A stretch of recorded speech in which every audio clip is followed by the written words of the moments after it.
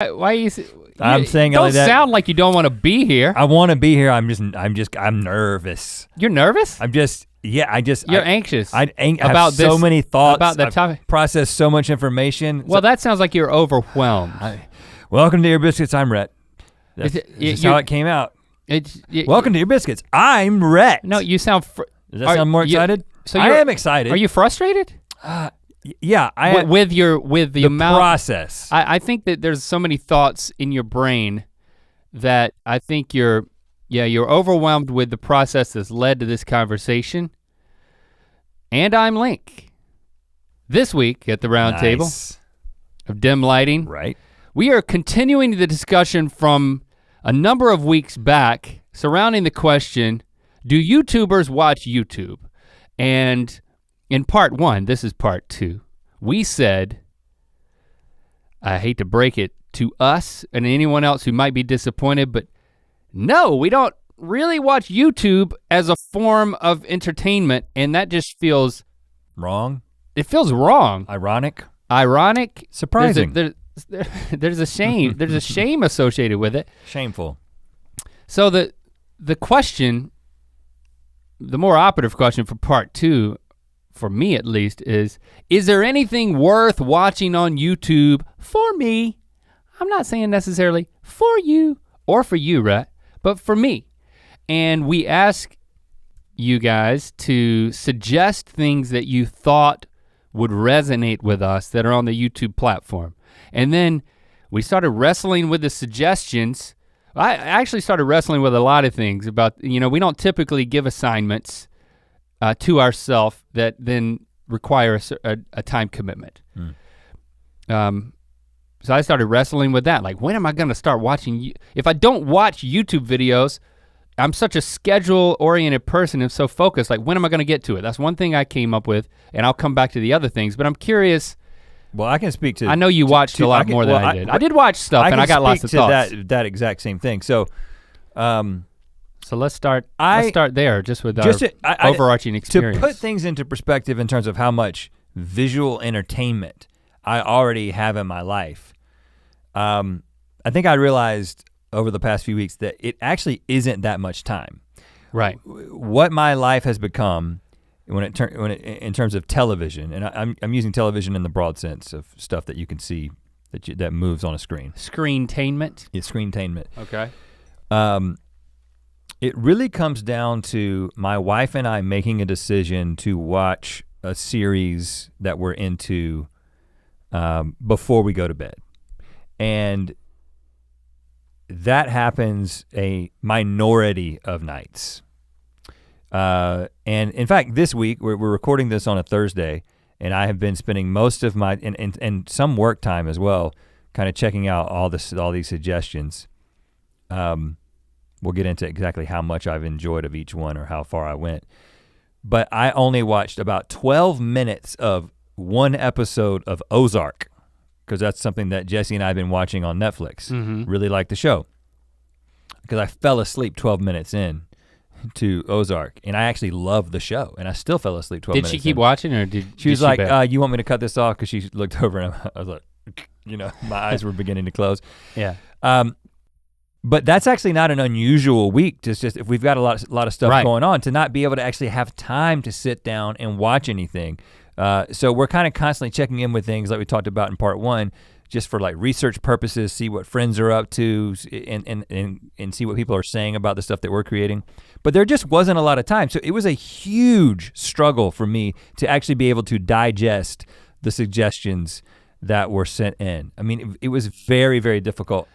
Yeah, because I just don't have a lot of time to watch stuff. We have structured our entertainment lives, our screen times, to not include YouTube. So I wasn't willing to sacrifice the shows that Chrissy and I are watching.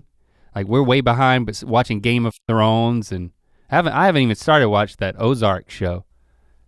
You got to get to it. And I'm committed. I like to just do one thing at once. I don't read multiple books at once. I got all types of problems for a long time. Yeah. So I couldn't find a lot of time to watch things, and I think that is part of the issue. Is, well,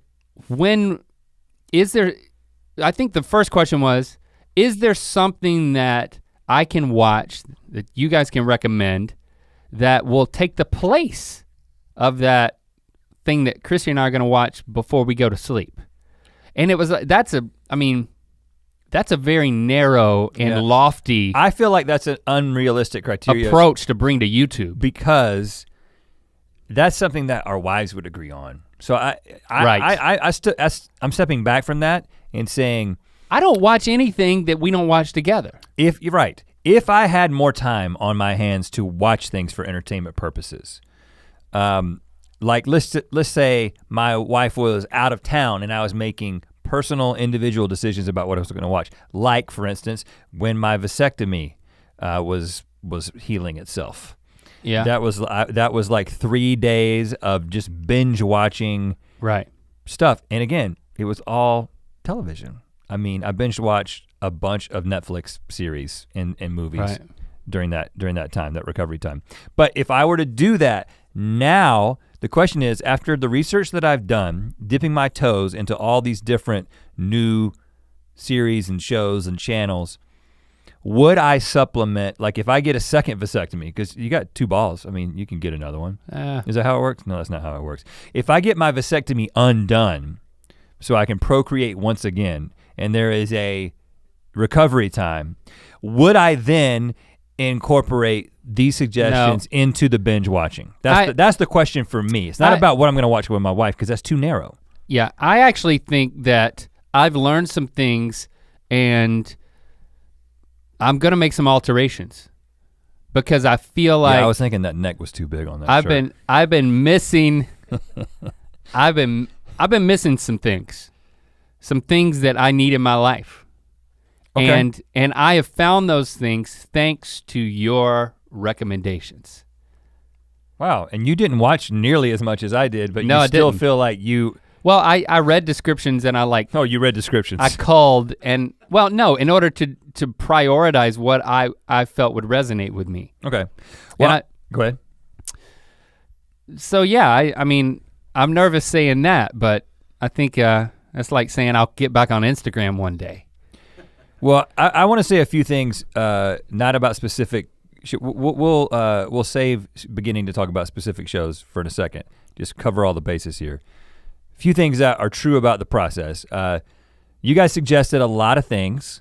Obviously, we did not watch everything you suggested, just because we didn't have time. But if more than a couple of people said something about it, we looked at it. That was sort of the criteria that we followed. And then, how far did I go? I watched enough to get the idea, but I did not, let's say if somebody had 30-minute videos on their channel, because that was the case with a number of people. Yeah. I did not sit down and watch one whole episode of anything because I just was like, I'm gonna shortchange somebody. So I would kind of scrub through, get the idea, get the feel of the personality, get the feel of the style of the editing, look at the frequency of uploads, get the basic idea, and I think I can draw a pretty good conclusion, but I don't think this is a definitive conclusion as someone who's experienced the channel on a long-term basis. So just, that's one caveat. Other thing I wanna say is, these are not necessarily endorsements of the people behind the channel. We live in a problematic time with problematic people, and sometimes you can say you should check out this video and then you find out that this person is already known to be problematic in some way. So I just wanna say that we have not done extensive research. This is very much just, you suggested something, we looked at a few of their videos and came to a conclusion about their content. So this is not an endorsement of anybody personally in anything they have done or haven't done. Well, I'm glad you said that, because I know how y'all guys are. It's 2018, I know. I've been around in 2018 since the beginning of 2018. Man, you were here for it since the top. I've been here since January 1, 2018. So yeah, and also, just because we talk about it doesn't mean that I think you should watch it, but the majority of the things that I'm gonna talk about are things that I have something to say about them. That makes sense, doesn't it? They made me think about something. Can I can I just jump into and tell you the first thing that I decided to watch when I looked at the initial list that we made? Yeah. It was the abandoned malls. So where is that? Defunct land? No. I got it on my laptop list here, but I gotta scroll. Dead malls? Yes, here it is right here. Channel called This Is Dan Bell. Oh yeah, I'm familiar. Cause I'm like, dead malls. Man, I like the idea of that. Channel says, informative tours of some of the most depressed shopping malls in the mid-Atlantic region and beyond. So I started watching one of these. Hey everyone, this is Dan Bell, and this is my video tour of the Crystal River Mall, located in Crystal River, Florida, and the Warren Mall, located in Warren, Pennsylvania.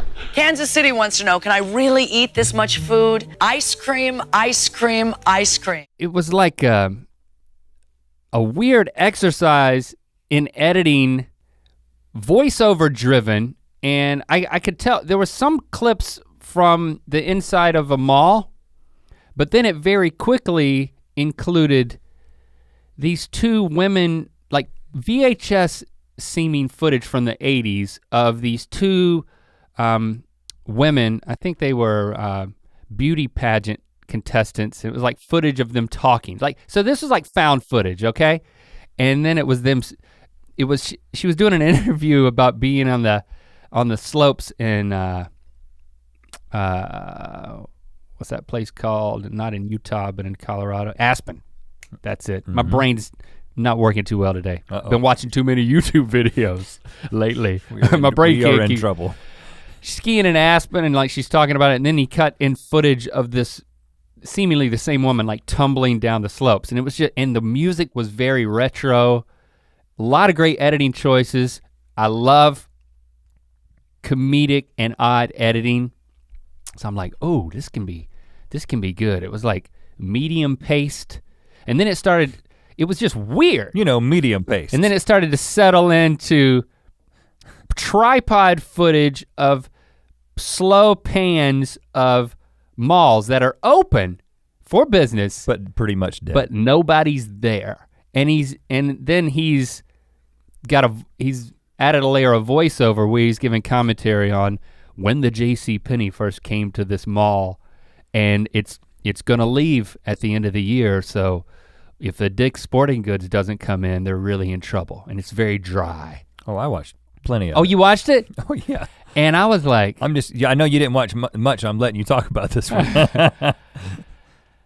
So Mr. Dan Bell, I gotta give it to you, if that even, whether that's your real name or not, I think you're brilliant. Your sensibility, comedically and creatively and otherwise, I'm loving you. I just don't, and I really enjoyed it. And I just don't know where that fits into, I just don't have a place in my life to keep going back to that. I wish I did. That is the operative question. Because I got so much joy from the fact that somebody had this idea and then went with it. Not just for one video that was just a few minutes, but a video that was, I mean, I think it was a 15-minute, it could have been a 20-minute video. Some of them are very long, yeah. And then he does a lot of them. Well, and he doesn't just have that, he has another series where two other guys, he may be with them, but I think it's just two other guys, go to these dirty hotels and do basically I looked at the channel and I saw that. Reviews of really nasty hotels. They had a black light, and lights I saw the trailer for that, and there was like stuff that they find using a black light, and I was like, this one's not as much for me. Okay, well, I wanna tell you what I think about that, and then a lot of things that are very much like that, and how I think it fits in a second. First, we do wanna let you know that you can grab this Mythicality that I am wearing. This is, which one is this? The Connectivity. We're so excited about these 3 t-shirts, the Mythicalities. Yeah, it might already be sold out. I hope it's not sold out. These are moving very quickly. And I don't think we're gonna be making any more. I mean, we don't know. Yeah. Why would we know? It's So- not like we're in charge. We're excited about bringing you guys new designs as opposed to just getting into something and just producing it forever. So Right. we're experimenting with new things. It's more likely than not that when we come out with new things unless it's like a mug that says Good Mythical Morning on it, it's gonna come out, it's gonna be cool, and then it's gonna be gone. So these are cool right now. They may already be gone. I don't know, but I got one. Suckers! I got one. Go to mythical.store, support entertainment, express yourself, have fun on your body with clothes. Have fun on your body. Have fun on your body. With your clothes on. Can you, are you gonna tell me something you watched? Because I'm curious, what's the first thing you went to? Well, this spreadsheet is no longer organized in the way that it was, but Dan Bell was one of the first ones. It intrigued you as well. I took a peek at every single thing that made it into our spreadsheet. And I remember coming to the conclusion that this is Dan Bell. Dan Bell has an incredible sense of humor. This is something that is very interesting to me. But then I always ask the question, and this is the question that I'm gonna ask about all of this is, am I compelled to watch this? If I got home tonight and my wife was like, I'm gonna go hang with my friends, and I had just unstructured personal creative time, would I choose to go to his channel for non-research purposes? And I don't, and I think that it has nothing to do with the content, because the content is great. It just has to do with the fact that I am more drawn to these things that fit a certain set of criteria, which I actually, I tweeted this to get, I wanted to make sure that I left no stone unturned. A lot of people criticized the tweet because they were like, you're setting up criteria that doesn't apply to YouTube videos. And I did that on purpose because I put the criteria on the stuff that I was looking for that applied to the stuff that I was already watching, to make sure that YouTube wasn't producing something that already fit the criteria of the stuff that I watch every night. So I said, which is? Please give me your recs of YouTube content that fits the following criteria. Number one, it's scripted/narrative, which I learned that a lot of people do not know what those words mean. Number two, it's not on YouTube Premium because I was already familiar with everything on YouTube Premium. Three, it's not a standalone video because there's lots of scripted sketches, but rather a story across multiple videos. And four, it's regularly and currently being updated or scheduled because I wanted it to be something that I could point people to and there'd be something new to expect. Like I can anticipate the next season of a show. Right. And I am gonna go through some of the stuff that people suggested. First of all, people suggested stuff, lots of people suggested stuff that was unscripted. Documentary series, reality series, that kind of thing. Which that's fair game for the overall exercise, but you were trying to narrow it down. I was specifically having trying to already go because of the other stuff that we've already looked at. Yes. So hit me with something, man. What did you watch? I'm gonna go on to one that fascinated me that I'm calling this the niche interest category. So let's stay in that. Ants Canada. Gather around AC family and let's learn about the amazing ways of ant colony fusion and ant war. Okay, this is a dude, I guess he's in Canada, maybe just the ants are in Canada, but I assume they're in the same place. He has colonies, multiple colonies of ants, and he plays God with ants. What do you mean by that? Meaning, say for instance, he has a fire ant colony that he calls the Fire Nation. And he has cameras in there filming what they're doing, and then he floods the nest with water and does a voiceover. He basically gets all this footage of him flooding the nest with water and then trying to figure out how are the ants going to respond. So it is like a story, right? And then he does this voiceover and shows you all the footage together and shows you how the ants responded. And I have to say that it was captivating, fascinating, mesmerizing. Well done, well edited? Yeah, I mean, it was not done to the degree that it would be done if he had like really high dollar like nature photography cameras that were like up inside the colony and stuff like that. It still feels like it's a dude with a camera, but he's getting very close to these ants. I mean, I didn't find myself being frustrated with the footage if that's what you're getting at. Yeah. It's pretty slow paced. We're talking on like 20 minutes to tell the story of ants. But it's regularly updated. Lots of people watch it. That Fire Ant Nation thing had over 2 million views, I think, if I'm recalling correctly. And Did they survive? You'll have to watch to find out. I'm not gonna do a spoiler. But that, what you talked about, Dan Bell and then Ants Canada, and then there's a bunch of other ones to throw in here that we can go into in a second. I just was like, this could only exist on YouTube. YouTube has created a platform for a dude to collect ants and tell stories about them on his own terms and on the ants' own terms for a very interested audience and a very faithful audience.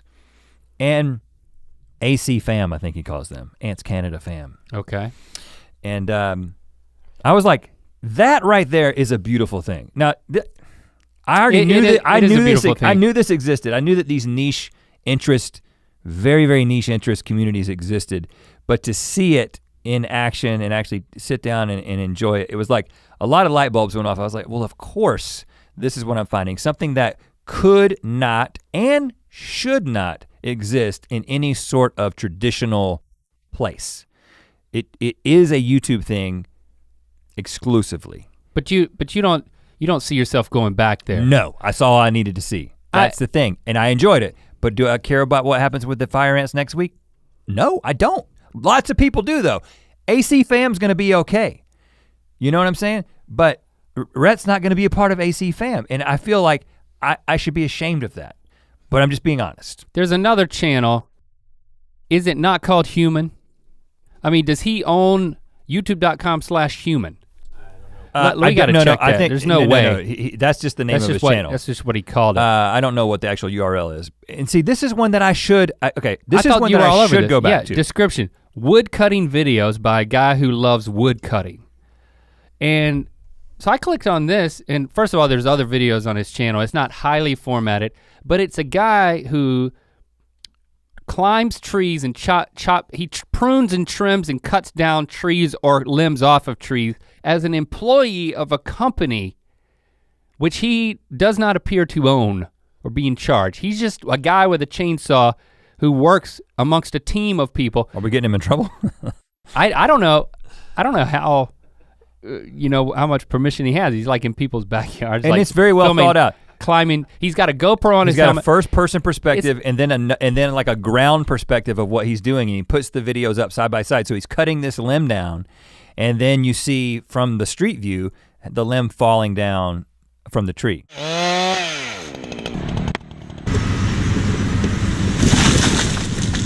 But there's a lifestyle vlog element. Like there were clips in the one video that I watched of him, he's like, with the other team members, and he's like, it's raining today, you guys excited? We're gonna get out there, we're gonna do this. And like he got a response from a guy that he works with, and then he's off. He's like, all right, come take a look, we're going into the backyard, this is the tree.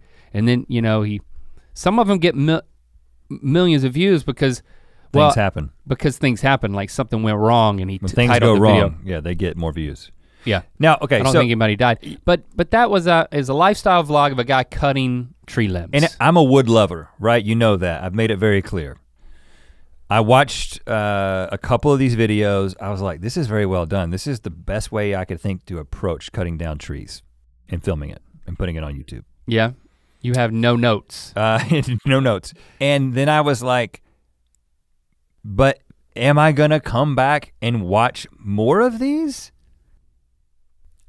Even if it got more personal, I don't think I would come back. I can tell you're not coming back. I don't think I'm coming back. I mean, I think of daily vloggers who I never watched, but from everything that happens in their lives, you feel like you know them and I understand feeling like you're a part of somebody's life. But have you ever followed somebody like that? No. I've never followed somebody like that, which is, again, this is another aspect that this is sort of like a macro conclusion that we would eventually get to. We'll go ahead and say it now. YouTube is incredibly personality driven. It's not format driven first, it's personality driven first. Mm-hmm. Even though we are talking about very niche things, you're still kind of understanding and exploring these niche things through the personality of someone who is kind of in charge of the whole thing and is letting you into their life. And that's super appealing, and I think that's, even with what we do, You probably got into what we do based on one thing you saw. It might've been way back in the day with a music video. It might've been an episode of GMM. It may have been this podcast. It may have been something else we did like Commercial Kings or Buddy System. But chances are you stuck around not just because you liked what we did, but because you liked us in some way. And that is an incredible thing that is very specific to YouTube. And then I just started thinking, do I just not like people? What's wrong with me? Like, I can't commit to any person to the level that I would say I actually wanna know what's happening in their life every single day and I wanna keep going back.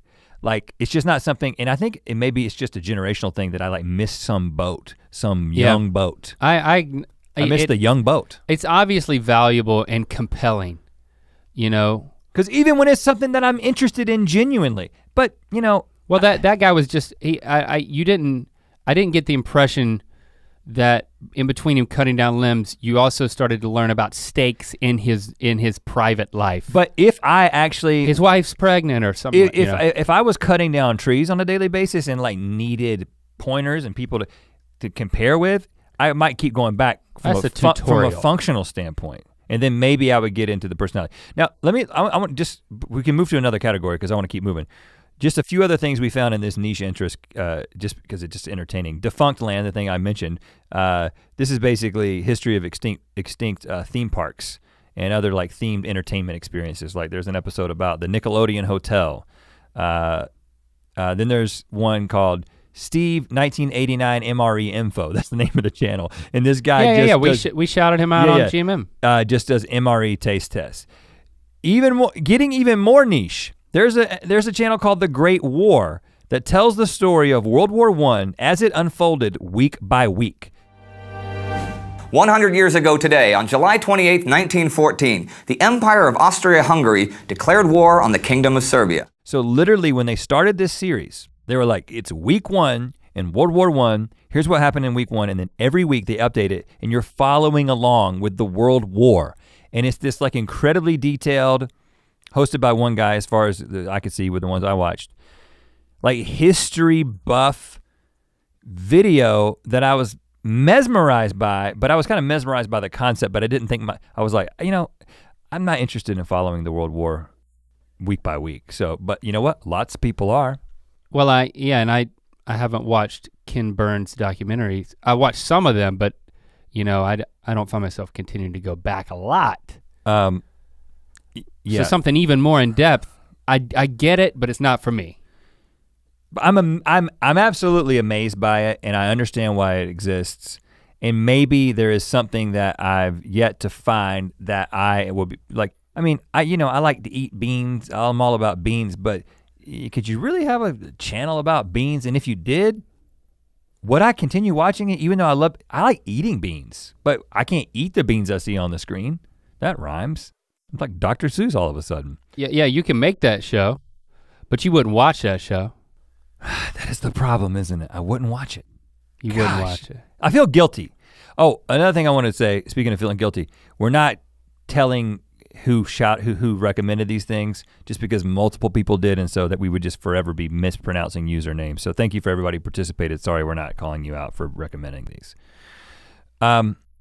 Okay, let's move on to what I'm calling the TV category, because I think this is an interesting thing, the fact that there are shows on YouTube that are essentially replicating something that would exist on television. So we just talked about something that would only exist on YouTube, that's based on a niche interest, that we're saying that while it's great, we would not go back to them. We haven't found that thing yet. But then there's the things that you could find elsewhere, but there are YouTube versions of them. Brave Wilderness.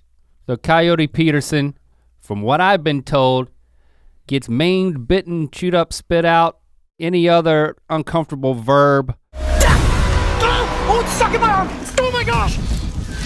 Oh, you're right. Oh my God, it is really bad! With an amazing ability to talk his way through it.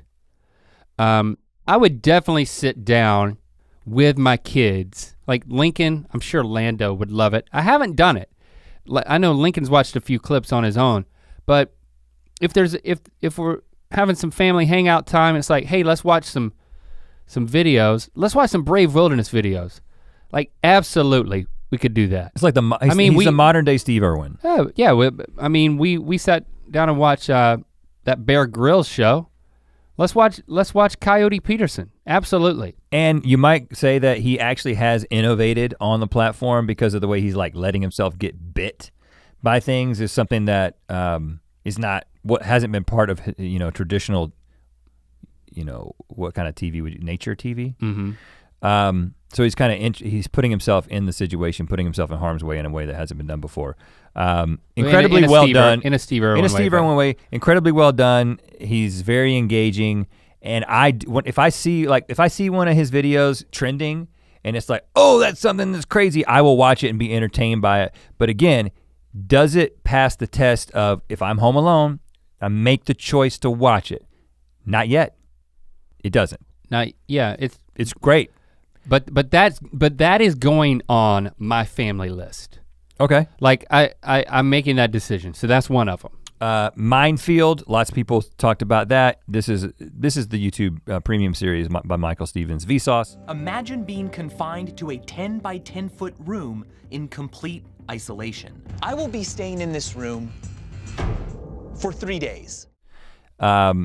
This is something that is very well done, but there's other series on Netflix, Amazon, traditional television, Science Channel that kind of check a lot of the same boxes. I have a personal connection to Michael because he's been on the show and I think he's sat right here at this table. Yep. And I like him a lot, and so I'm more invested in it when watching it because I'm like, oh, there's a guy that I know who's hosting it. Well, I was staying at my brother and sister-in-law's house, and JB said he had watched a few of them. I'm like, oh yeah, I want to watch some of these, and we binged watched, like we had a few hours and we were just watching them, and it's great. I mean, I'd watch those with the kids too because there's lots of stuff to learn, and they're done in a very smart way, and he's very it's very immersive, so it's very well done. Some are better than others depending on the topic, but that's true of any one of those. Yeah. Any one of those shows. But I highly recommend that. And if I hadn't binge watched it, that would also be on like in the family viewing. Hey, we got an hour. We're not gonna sit down and watch a movie, but we could sit down and watch something together.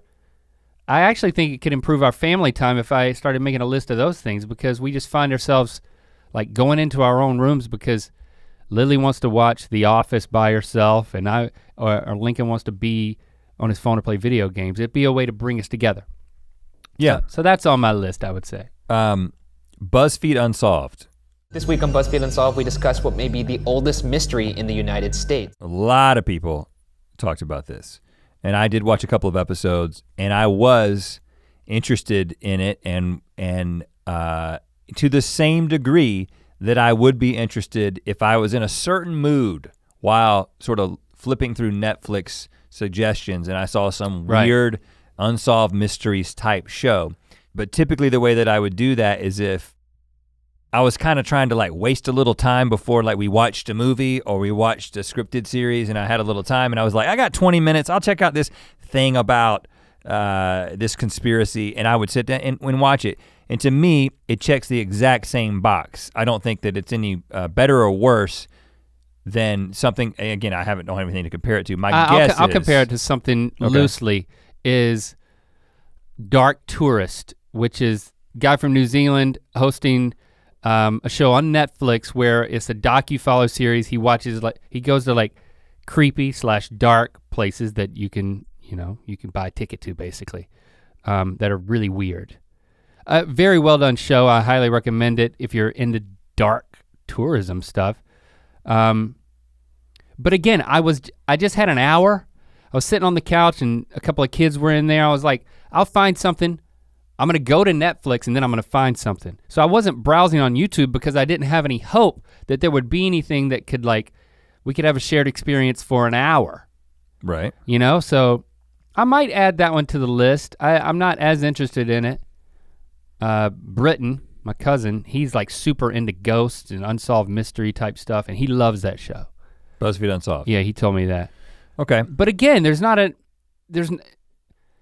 I think, well, I got an hour, I'm gonna go on Netflix. I got an hour, I'm gonna go on YouTube. It's still appointment viewing, and I think that's what really the question is what on YouTube is gonna become a part of my appointment viewing?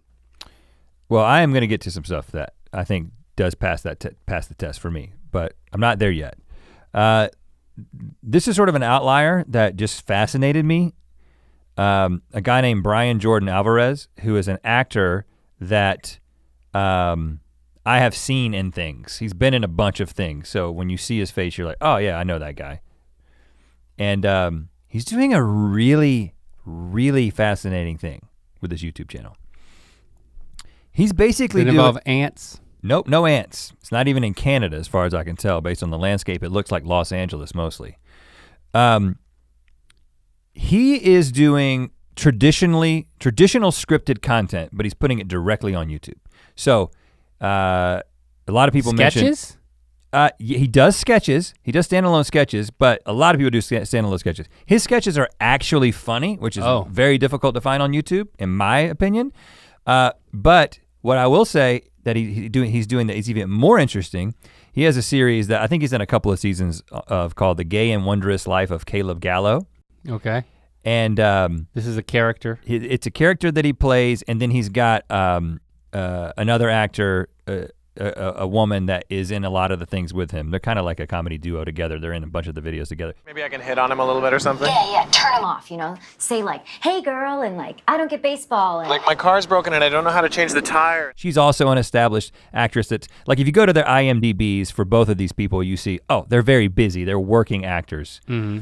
But they still put all this creative effort into these series. Like this is a web series that, okay, it obviously doesn't have the budget of something that's on a traditional network or even something that's on a YouTube Premium. But you kind of very quickly sort of forget about that as soon as you start watching it. So it kind of has a little bit of a web series feel to it, but it's just well acted, well written, and he's a compelling character, she's a compelling character. There's probably other stuff like this out there, but you guys recommended it, so I checked it out. And then the thing that kind of blew me away was the fact that just recently he posted an entire movie, a feature-length movie called Grandmother's Gold, which is like an hour and 20-minute film that, I mean, they put a lot into this. Now, they probably submitted to film festivals. I don't know what else happened with it, but at some point he decided, I'm just gonna put it on YouTube. So just very interesting that he's doing things. How many views are we talking about? Of that film, there's maybe a couple 100,000. It's only been up for a few weeks. Okay. Which is impressive for something that long. And then a lot of the series itself, I think the Caleb Gallo series gets hundreds of thousands of views, maybe even 1 million on an episode or two. So there's a lot of people watching this. But he's doing something incredibly ambitious it's notable because we know how difficult it is to create scripted content. And we basically just made the decision that we're not gonna do it unless we get the kind of budgets that we can get from somebody like YouTube Premium, because it's just too hard. Right. But he's. So what are you gonna start watching his channel? I know that if basically the way I feel about his channel right now, and this applies to the sketches too, it's just like, okay, if I am like, I wanna laugh right now. I specifically wanna laugh, and I know I can go to this channel and get a laugh. Am I gonna sit down and watch that entire movie? Maybe, but am I gonna watch it as opposed to watching the Oscar nominated movies that I haven't gotten around to watching yet? If I do, it's gonna be because I'm impressed by the gumption that this guy has to go out and make a film. Mm-hmm. But if I haven't yet seen an Oscar nominated film, or something that somebody's recommending, or something that's, you know, popping up on Rotten Tomatoes is highly ranked, I'm probably gonna go to those features before I go to this self-financed thing that's gonna end up probably, ultimately, if I compare them apples to apples, is not going to be as good. Okay, but I'm super impressed. Let me just say I'm super impressed. The guy, and I have no doubt that he's gonna end up doing something that you'll know that name. Get to something that you're not only impressed by, but is gonna impact your habits. Well, this is another outlier, and this already has impacted my habits. Okay. Is what Ethan and Ela are doing with their podcast. We're discussing like all the taboo. Dude, we're breaking the norm tonight on 60 Minutes.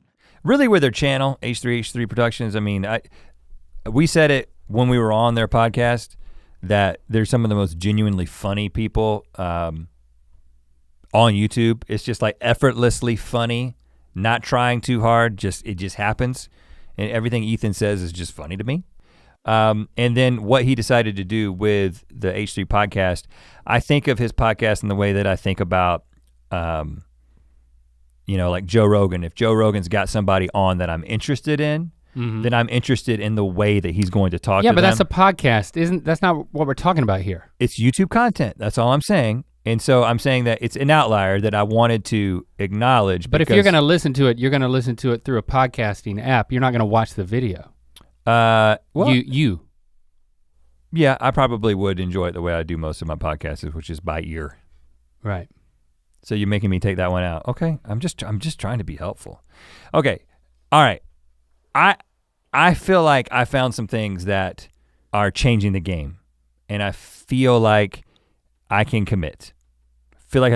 Give it to me. It's what I've been waiting for. Okay, I got a couple too, but they're gonna be different than yours. There's other examples of these, and both of these guys have been around for a while, but I had never really dug into the degree that I did. And I'm calling the category mock vlog. Okay, so this is people making what looks to be internet content that would typically be unscripted lifestyle stuff, but then when you dig in, you realize that it's all scripted, and actually that's what makes it funny, or it's loosely scripted. Sugar Pine 7, okay? So these guys won Show of the Year, right? They beat us in Show of the Year last year. Yep. It'll probably happen again this year. Someone will beat us. We're always nominated, never winning. Always a bride, always a bridesmaid, never a bride. That's what we are. But so these guys are doing something, the guy who kind of started the thing, a couple of the guys were on SourceFed. They were employees at SourceFed, and the very first vlog is SourceFed has ended. And he does this, it's kind of a vlog meets Arrested Development, meets Curb Your Enthusiasm. He's got a camera, he's filming his friends, who everybody's funny, all the personalities are funny. They're doing absolutely ridiculous things that are obviously set up and obviously planned and scripted, but they're all improving. And then he is offering his VO commentary. In perfectly buoyant water that is body temperature. I could tell Kib lost track of what I was saying. He was looking at the cars. And it's this hybrid thing that doesn't exist anywhere else that I have seen, and is genuinely very well done. And then are they creating scenarios? Like, oh, I lost the TV remote. Let's see if we can find it. Yeah, very, very. It's all planned out.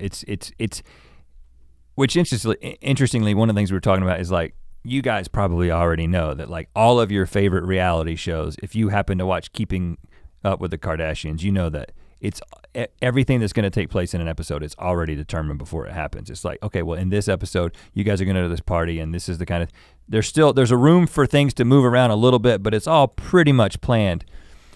It's interesting they're doing this. You're gonna walk in this room, you're not gonna know where the remote is because a producer has hidden it. But theirs is much more, obviously theirs is intentionally funny, not unintentionally funny like a lot of reality television is.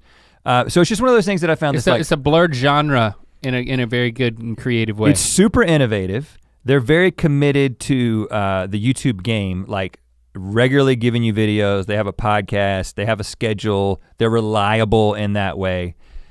We met some of the guys at the Streamies last year. Mm-hmm. And I was like, yeah, I don't know. Again, doesn't mean anything that we don't know, but we didn't know exactly who they were at the time. I looked at the stuff then, was impressed with it, but as I dug in, I was like, yes, innovative. So kind of like changing the game, establishing a new genre, playing the YouTube game very well. So in other words, it's not like this disconnected, too cool for school kind of thing that can happen when sometimes there's people who do YouTube things. Some of the people that I think we'll end up talking about where you kind of feel like they're above YouTube. These guys are not too cool to be above the YouTube game. Like they've got a banner that says, this is what happens every single day on our channel. Mm-hmm. And then lastly, and most importantly for me, it's just genuinely funny. Like they're trying to be funny and they are funny. So, okay, I found one. And McJuggernuggets does the same thing. Yes, that's the other one I want to talk about. This guy's been around for longer than Sugar Pine 7. I'd heard this name. This guy's in Pennsylvania, I believe. And he has for years. We met him too, dude. When did we meet him? We were introduced to him 2 years ago, 3 years ago. Yeah, just in passing at something. Just feel like such a douche right now that you pointed that out. Just such a douche. I mean, I am a douche. It's fine. I own it. I own it every day. McJuggernuggets. I just remember the name from when we met him, but well, this guy, I hadn't seen the videos, and I went and looked. He is doing something that is so ambitious. I was fascinated equally by this, but in a different way, because he is doing these vlogs that they seem even more traditional just on the surface, like lifestyle vlog. It's just like, oh, I'm just following this guy's day. But then you pretty quickly realize that no. This guy's mom and dad and brother and other people and friends and other YouTubers sometimes, they're all a part of this and it's all scripted, but they're all like incredible performers. Like you can still tell that it's kind of like I just got my dad to do this, but I got my dad to do this in a way that it's not just funny because he can't act. No, it's funny because he can.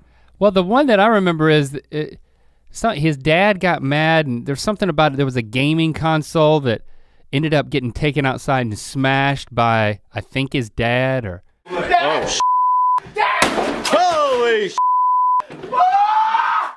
I think he had something there was some conflict. I think he had something go very viral at some point years ago. And that's the one that I watched because it was, you can sort by popular but I was very intrigued. But again, a lot of things that are gonna get me excited are things that are genuinely funny. Like I'm giving the guy no benefit of the doubt. He just is actually funny and it's engaging and it's super ambitious. Like, oh, and you know what? He in what way is it ambitious? I don't know what you mean. 40-minute long vlog that is not, it's a scripted thing. That's like 40 minutes, it gets multiple locations. It's not him at a webcam, this is multiple locations and. It's all shot through the lens of a camera. Him lifestyle vlogging. As if he was vlogging, but there's all these situations and all these scenes that get set up. He's actually up for a streaming as well, I think. Well, that's encouraging. Potentially for best comedy, or he may be in a category that we're in. Anyway, highly recommend it. He's got older series that you can get into, and then again, it's just this guy who made this decision to be like, I'm not gonna go to LA and try to do this traditional thing. Maybe you did, I don't know. I'm gonna be in Pennsylvania, and I'm going to do something that he's kind of living in the constraints of low budget video, but pushing it in this really innovative, original way that's actually funny. An emphasis on story. Yes. Comedy. Yes. Yes. And pulling it off. Seemingly with just relatives and friends and one camera. Yes. What are you gonna do about it? I am tempted to, there's a lot of content. Sugar Pine 7, you kind of feel like you can just sort of, all right, I can just kind of get in, I can just watch one of these. It's not too long. I don't have to be there from the beginning. With McJuggernuggets, I kind of feel like I have to be like, all right, pick the series and start from the beginning. But it's a lot, it would be a lot of time. Probably pick the current one, because I think I kind of want to pick the one that's up for the streaming. Well, I mean, I want to, for one time in my life, experience the excitement of waiting for someone to release a video that continues a story. I've never done that on YouTube. And if you're telling me he can do that, then my interest is piqued. And I think the one that's up for a streaming, it's like a murder mystery. Because the first person perspective dude at the beginning of the whole thing is like run over by a car. And can it really be as good as Ozark to you in your limited amount of time? No, I don't think so. I don't think it can. I don't think that it Not that that's a comedy. And it's an unfair comparison. I don't want to, course. And I don't want to get there yet, because that's gonna be like where we land, right? Okay. What else do you have? I've got more, I can keep going through them, but. I have never watched a Casey Neistat video. Ever.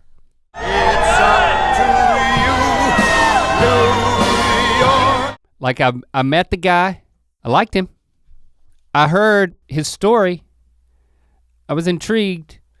I've always respected him, but I treated him like every other person on YouTube, which is like, okay, I'm gonna watch the thumbnails. Like I don't have time to watch the videos, I'm gonna watch the thumbnails. And then they started making the thumbnails where it would like start to tick through different images in the video. And so it's like, you've watched the that's video. even better. Yeah. That's even better. And you know, I started to understand a little bit, or I thought I did, but I said, you know what? I'm just gonna sit down, I'm gonna watch a couple of his videos. And it's an interesting thing because I'm a huge fan of his now. It's just so easy because he's genuine, he's creative, he's smart, he's not much of an emphasis on comedy. It's so weird for me like telling you about a Casey Neistat video. I'm the only one who hasn't watched one. And I definitely think, I mean like, I appreciated the variety from video to video, but just the creativity quotient is so high that it's so inspiring to me as from an artistic level. And it's current, like he's talking about things that are happening. Like this video went viral. I was gonna, this guy on the subway shaving, I was going to retweet, and he tells a great story. He's masterful in the way that he presents things. Mm-hmm. And then he makes you think. He's like, I didn't retweet this to get a laugh. And then I found out the follow-up story about this guy. And he's talking about it. And that's just one that I watched, He's running and he doesn't like the rain. He's talking about what's the best watch. Sounds super exciting. Even something like that, it's like very engaging. But here's the thing that happened to me. I go into work mode. I'm like, man, this inspires me. This immediately impacts how I approach what we create. And that's why I have not and do not watch YouTube videos, because I'll either waste my time with stuff that that's not for me, or I'll find something that engages me creatively and I just can't divorce it from the impact on my job and on what we're gonna create. And it's like, I've never watched a Try Guys video, never. You're strange. Because I don't feel like I just can't handle, Sturgill Simpson said that he did not listen to Jason Isbell's album. And I'm not trying, and I related to that. Okay. What's your problem? But he said specifically why he didn't do it. He didn't want to be influenced by it. Exactly, and the influence it has on me is that it stresses you out. It stresses me out, but it also makes me think, because with my personality profile, I'm like, there's always a better way to do what I'm doing. And if I don't change, this is all gonna slip away.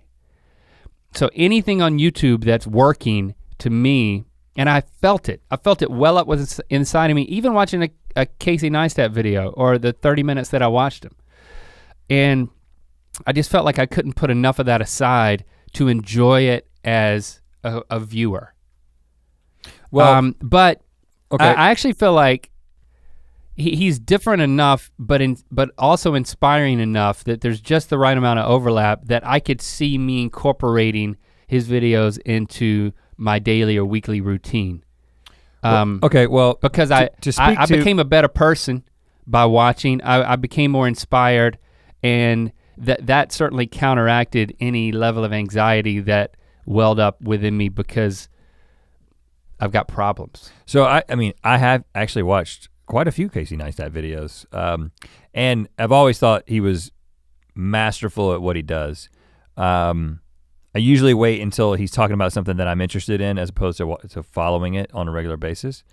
But to speak to what watching these folks, especially as we get into the Sugar Pine 7, the McJugger Nuggets, the Casey Neistats, and we're gonna keep going.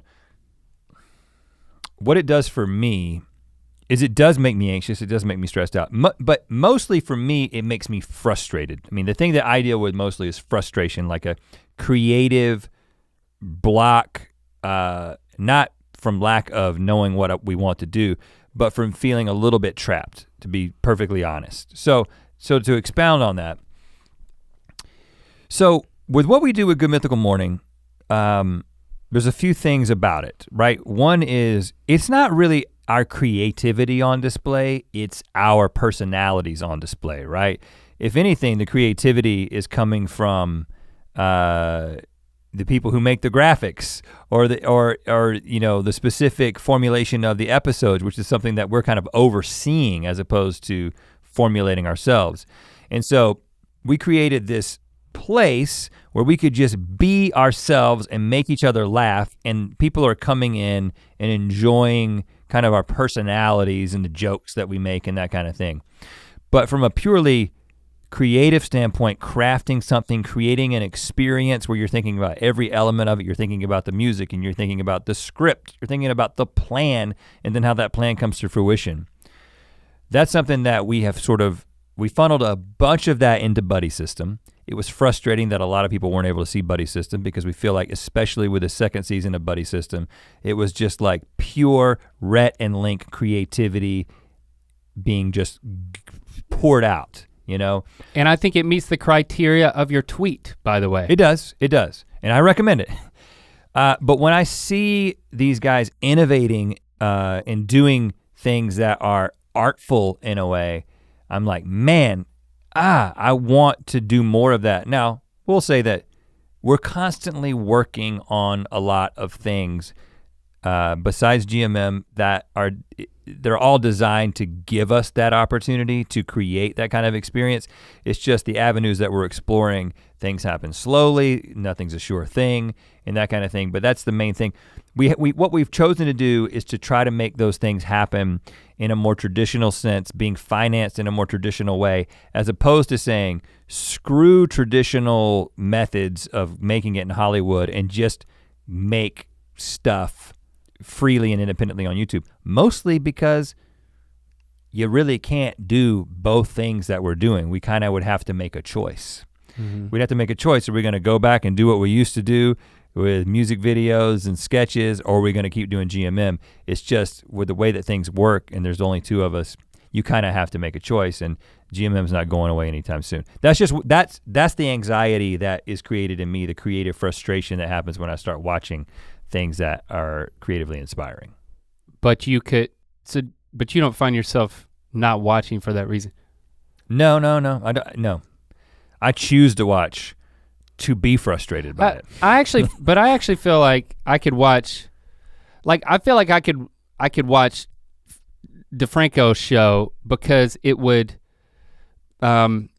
would be more informed and it would help me engage with the topics that he covers. I actually, just as a side note, I've never watched a complete Philip DeFranco video. I probably watch Phil, I probably watch him more than any other YouTuber. There have been different focal points with individual stories, but it's all been one main story, and that is the story of YouTuber burnout. Because he's constantly talking about something that, I can see the value. I don't know if I finished the video, but I go to the section where he talks about the thing that I'm interested in. And I can see the value because I'm interested in his take on it. In that, especially from a YouTube community standpoint, I think I've always felt guilty, not watching fellow YouTubers, but also not being an active part of the community. I actually got a charge last week out of watching videos about YouTuber burnout and talking about that, and I was like, wow, I can see that I might start to carve out a place for YouTube as a viewer in my life because of the community aspect. And I knew that on paper, but I started to understand it because I felt passionately about what they were saying and their perspectives, and it helped me form my own perspective. So I'm actually open to that, and that's something that we didn't dive into too much here. So I'm not saying DeFranco is my only place for that, and the stuff that Shane's doing, which we haven't talked about. I want to talk about Shane last. I'm saving that. It has a lot of overlap with the community, but then engaging in terms of like the creative way that he's treating it. Yeah. But when I watched the Casey Neistat videos and I was just able to check my ego, I think I think I would like to have a relationship with him as a viewer. Oh, well, I think I have his phone number, so. No, not a professional relationship, a viewing relationship. Okay, I'll talk to him about that. Yeah, I could definitely see that, that I could watch every single video he puts out. Well, let's talk about. But I have to carve out, I don't know when I would do that exactly in my life, but you have to put it in your calendar. But that's yeah, I gotta put it in my calendar. Let's talk about what we're calling the candy category. It's not about candy, but it is something that we could not categorize, but that we both loved and wanted more of. Bill Wirtz, still a piece of garbage. Now we knew about Bill Wirtz from several years ago when Ear Biscuits won Best Podcast. It was either the Webbies or the Shorties. It was in New York. It was the Shorties. And I think it was the Shorties because you had to give a really short speech. Yeah. DJ Khaled was backstage. And or Khalid. Ear Biscuits won Best Podcast. It beat Radiolab, and our acceptance speech was about how our podcast is not better than Radiolab, and Radiolab should have won. And then Al Roker got up and was like, "That's the weirdest acceptance speech I've ever seen." But that night, Bill Wirtz won something, and then they played that "I'm still a piece of garbage," and we were both like, "Who is this guy?" He also said something really funny when he got up there. But so I've enjoyed his stuff, but then dug in again. More people come and there's more farming and more people to make more things for more people, and now there's business, money, writing, laws, power. Society. It's surreal musical jingles with surreal visuals to accompany them with good. A certain splendid sound to his music sensibilities. He's got this recent song about Mount St. Helens, and it's just. I will drop, this fills the slot that bad lip reading is in. So this joins bad lip reading that I will drop everything and watch. If he's got a new video. The new bad lip reading. And we're late to this game, but I will drop everything and watch his latest. Of course. And I went on Spotify and all of his songs are on there, and I'm like driving down the road listening to him. So Bill Wirtz is and who's the other guy? Reliably great.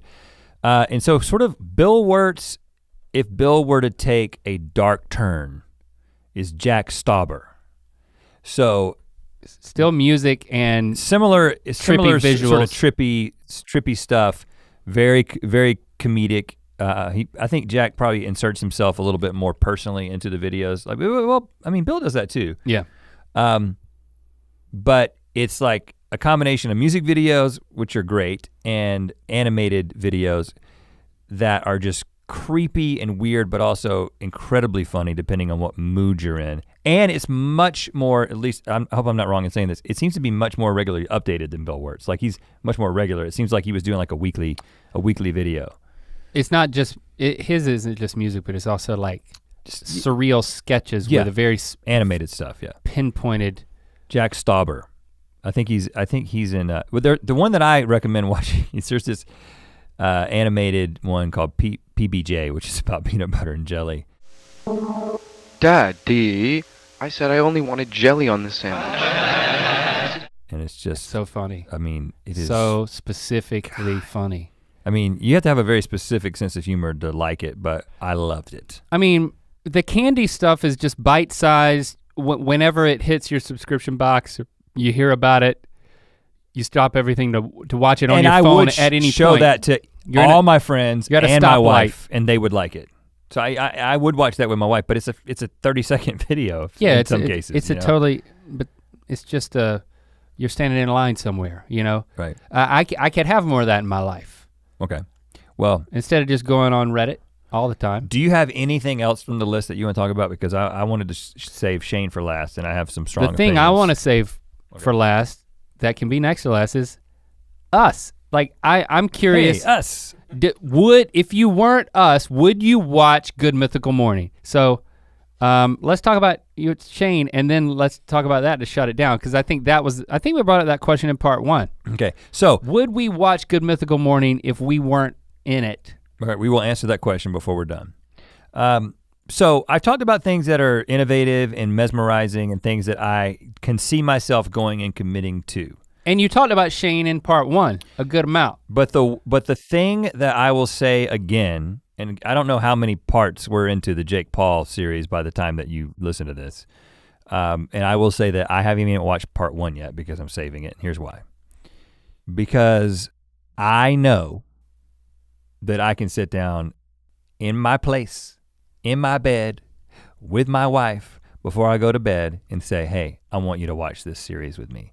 And it is the one thing that I can, without reservation, be like, she's gonna be into this, is what Shane has done with his approach to documentary on YouTube. Again, it kind of started the conversation of like, what else is there?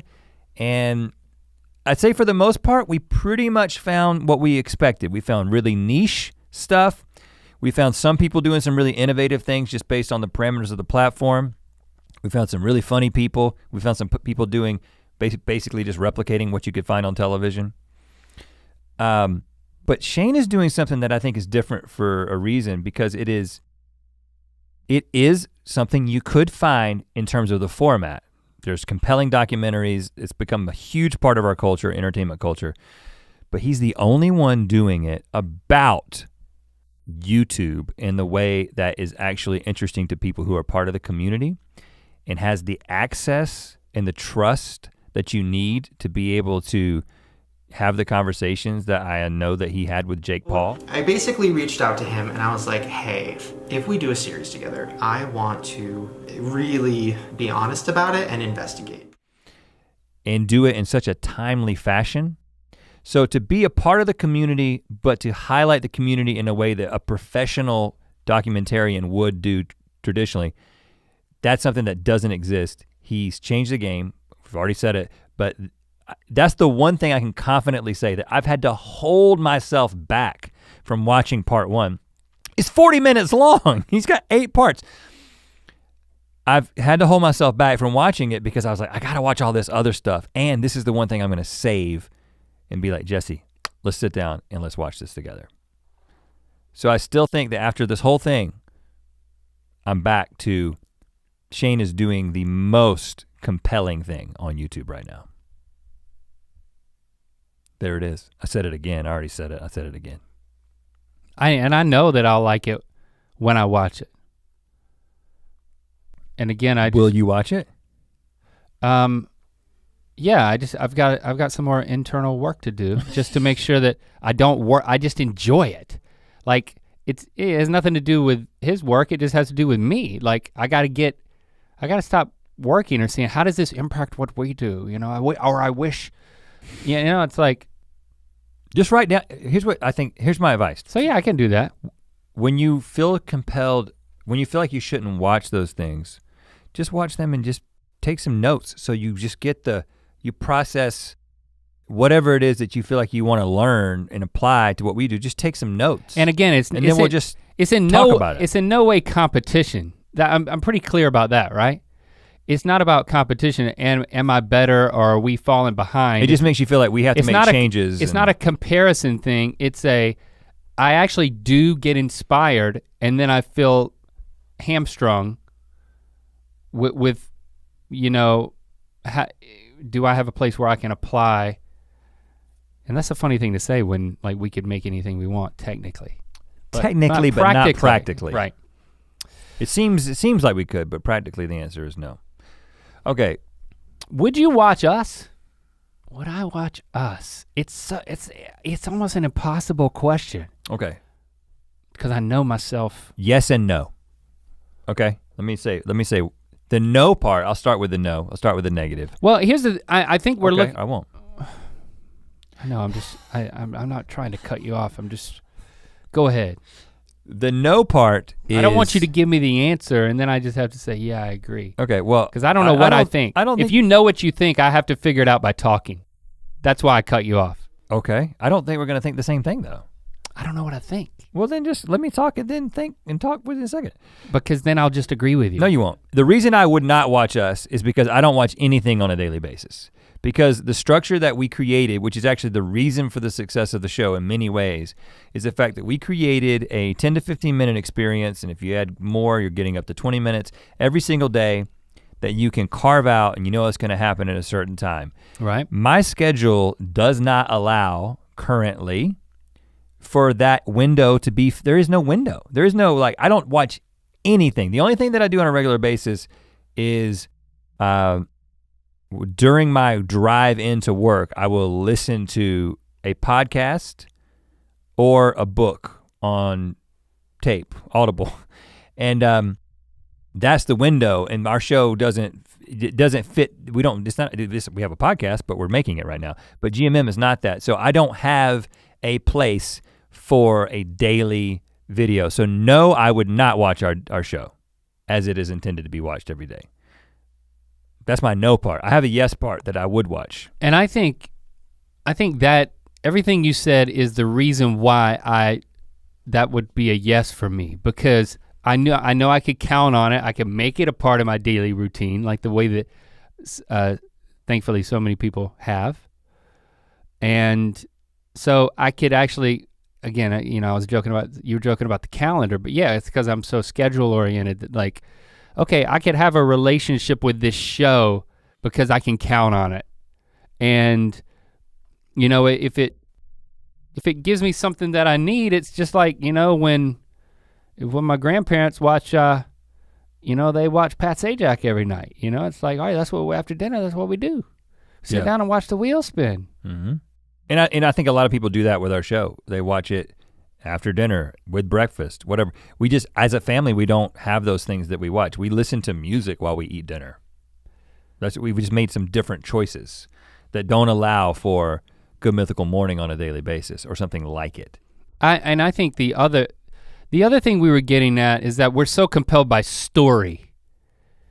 That's the brilliant thing that Shane did, is that he, in a Making a Murder kind of way, he draws you in multiple part series, and then it fits a certain time slot that you want to fill with story and intrigue, and in that case, reality, and also learning about a fascinating person or situation. So as far as the content of our show, I mean, there's not that much story. I think a lot of people, we put a lot of that in this podcast now because it was part of Good Mythical Morning early on, and I think it's a big part of this show now. Yeah, right.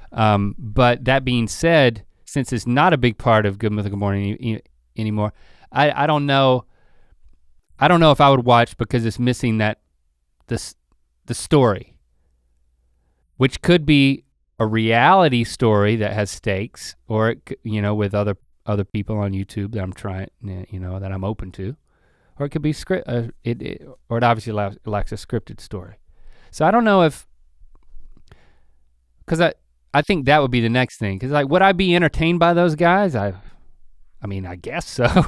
Well, that's the yes part I want to say, and this is some weird egotistical thing to say, but I can get to a place, and I do this sometimes when I'm watching back one of our videos. Now, usually my motivation to go to one of our videos is to see what people are thinking about it. If I do that within the YouTube Studio app, I don't have to watch the video, I can just see the comments. But every once in a while, I'll do that while I'm on the internet, and I go to the video and it just starts playing. Or if the kids are watching the video, when I get home, I'll watch an episode. I find myself watching, or if there was something particular about that episode that I wanted to see how it came across, and something new, watch it back. But the majority of what we make on GMM, we don't watch back. So, but I can put myself in the shoes of a person who is not us, just watching us. And there are many times when I'm sitting there watching and I think to myself, those guys are funny.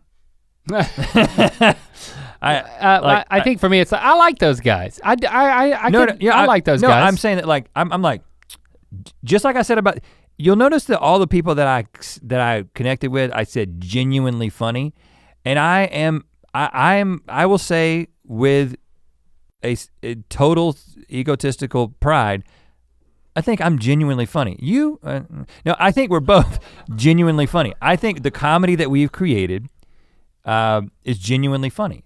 Otherwise, I would feel sick about what we're doing. But, that would be horrible. You know what I'm saying? Yeah. So, but that's one of the reasons we keep doing it. I think we're actually creating a genuinely funny, engaging thing that just because it fits a format that I couldn't practically fit into my life right now, doesn't mean that I can't, as a third party, look at it and be like, I see, I get it. I understand why you'd want to sit down and watch those guys.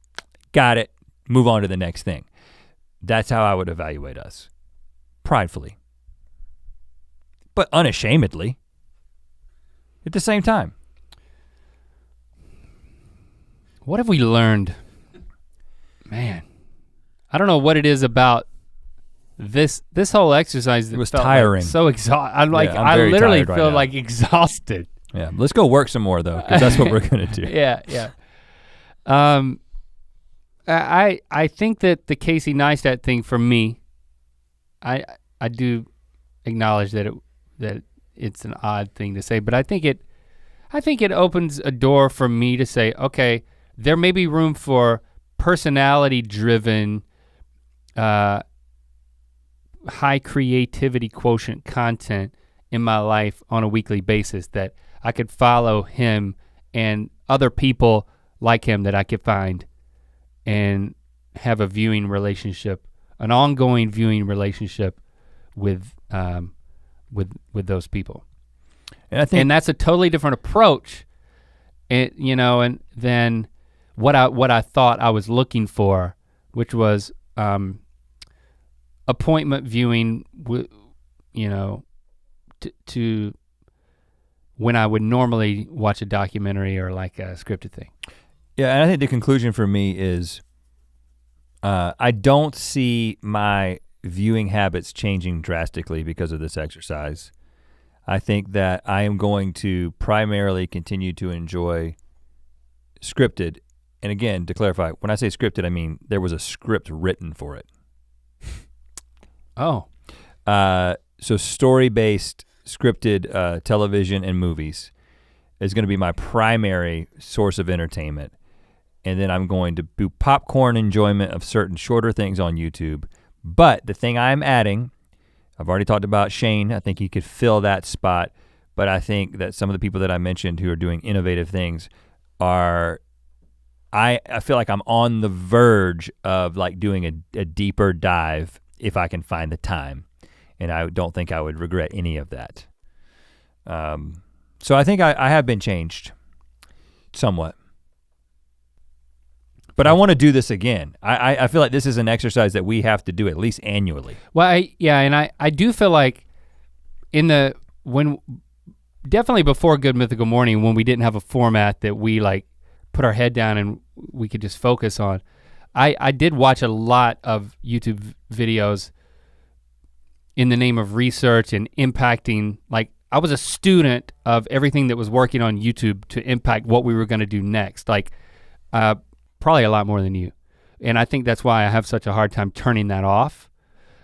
But I also feel like I can be engaged and inspired and it can affect our work. And that's also a good thing as long as I put it in its place. But I've turned it off entirely for a few years and I've missed out.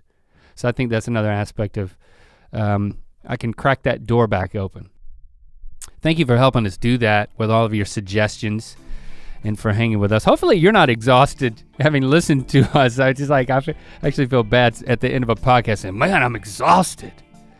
But well, it's just the culmination of this exercise. And what we didn't say was like, what does this mean for YouTube and people like us? Because I was hoping that we'd come back and there'd be like more stuff and be like, there's hope for people who YouTube it doesn't work for them and it's gonna start working for them and they're gonna come in droves. I think first of all, I think YouTube Premium is trying to fill that void and maybe they will.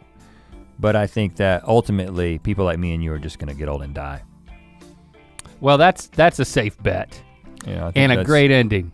Yeah. All right, guys, we'll speak at you next week. But trust, we're gonna be getting older and closer to dying. Hashtag Ear Biscuits. To hear this Ear Biscuit in its entirety and make sure you don't miss an episode, follow the links in the description to subscribe on Apple Podcasts or anywhere else podcasts are available. To watch more Ear Biscuits, click on the playlist on